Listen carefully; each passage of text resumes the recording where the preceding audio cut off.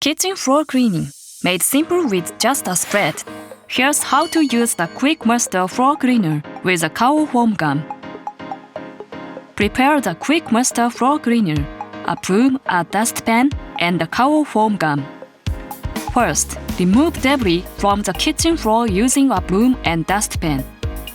Next, pour undiluted Quick Master Floor Cleaner into the Kao Foam Gun pot.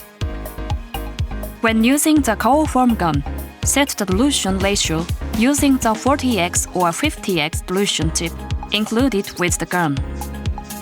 Using the Kao Foam Gun, spread the diluted Quick Master Floor Cleaner solution across the entire kitchen floor.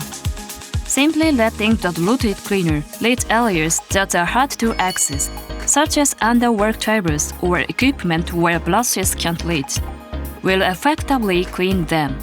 After spreading, no rinsing is required. There is no need to wash away with water.